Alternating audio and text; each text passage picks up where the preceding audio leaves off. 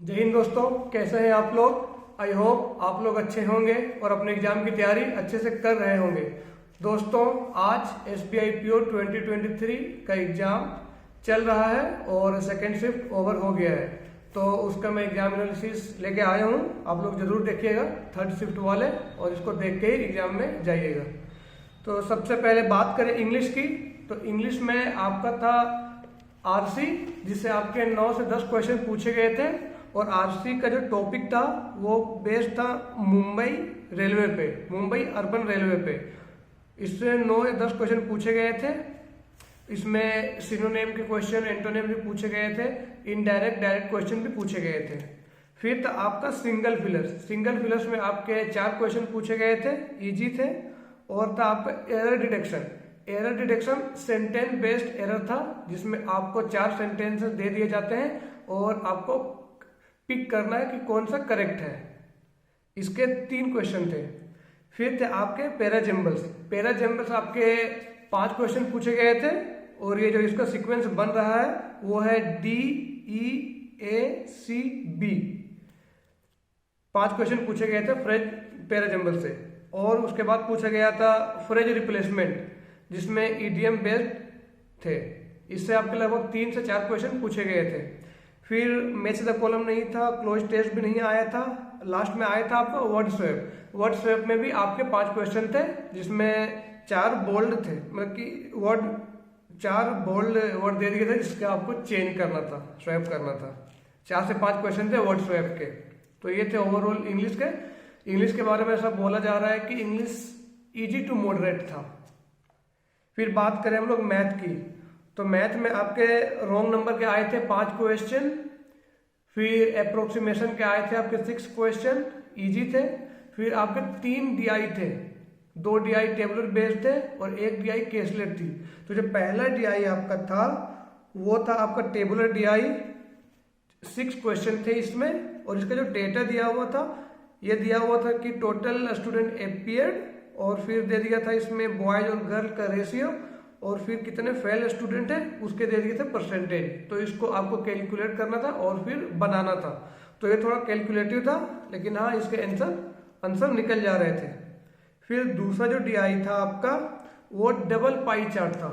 Double pie chart ABCDE था, 5 लोग थे, और दोनों जो पाई चार्ट थे उसके अलग अलग टोटल दे दिए हुए थे। जैसे पाई चार्ट जो पहला था उसका टोटल दिया था 500 और उसमें परसेंटेज डिवाइड कर दिया था।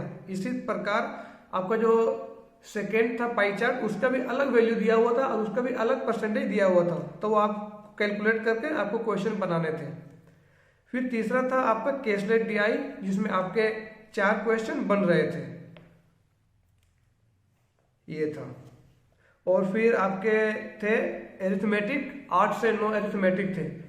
और ये जो दूसरा DI था आपका टेबुलर DI बोला, वो वेरिएबल था, वेरिएबल बेस्ड था। उसमें कुछ x करके था एकाग में, तो आपको एकाग में x करके था, उसका वैल्यू आपको निकालना था। तो थोड़ा ये कैलकुलेटिव था, इसको आप मॉडरेट बोलेंगे, मॉडरेट था ये, कैलकुलेटिव था ये DI।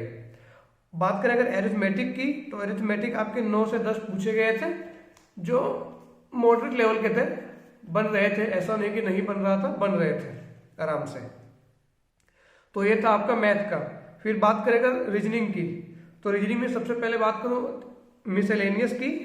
तो मिसलेनियस में आपके 4 से 5 क्वेश्चन थे सिलोगिज्म के, 3 से 4 थे आपके इनइक्वालिटी के। फिर आपका डायरेक्शन था, डायरेक्शन से आपके 3 क्वेश्चन पूछे गए थे। एक था आपका वर्ड फॉर्मेशन। वर्ड फॉर्मेशन में शायद कार्ड बन रहा था, कंफर्म नहीं है। फिर एक था पेयरिंग वर्ड, जिसमें आपको वर्ड दिया गया था प्रोडक्ट, और एक क्वेश्चन था आपका ओड वन आउट। बस यही था आपका मिसलेनियस। अब बात करें रीजनिंग में पजल की, तो इस बार आपको 5 पजल पूछे गए थे। 5 पजल। पहला पजल था सर्कुलर बेस्ड, जिसमें 6 पर्सन थे और 6 के 6 इन साइड देख रहे थे, और इसमें वेरिएबल था। पहला puzzle circle based, 6 person all in side plus variable. Second puzzle था आपका अनसर्टेन पजल, सभी इन साइड देख रहे थे, और इसमें जो इसका आंसर आ रहा है, लोग बोल रहे हैं कि इसका 14 मेंबर थे, अनसर्टेन पजल में 14 मेंबर थे, आंसर ऐसा आ रहा था, ठीक है। फिर तीसरा जो पजल था वो था आपका डेजिग्नेशन बेस्ड, इसमें 6 पोस्ट थे और इसमें वेरिएबल भी था। उसके बाद चौथा पजल जो था आपका वो था पैरेलल रो सिटिंग अरेंजमेंट, 14 पर्सन का, 14 people, 7 facing north 7 facing south, इसमें वेरिएबल नहीं था। पांचवा पजल आपका था फ्लोर फ्लैट, जिसमें आपके 5 फ्लोर थे, 2 फ्लैट थे, ठीक है, इसमें भी वेरिएबल नहीं था।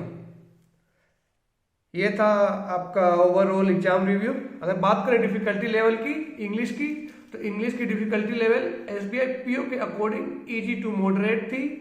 मैथ आपका मॉडरेट, रीजनिंग भी आपका मॉडरेट, मतलब तीनों को आप लोग मॉडरेट बोल सकते हैं।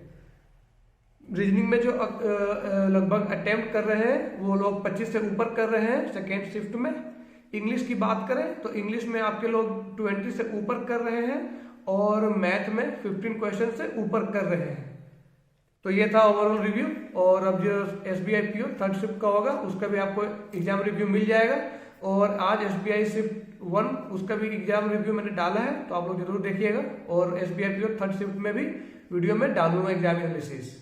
That's all, thank you.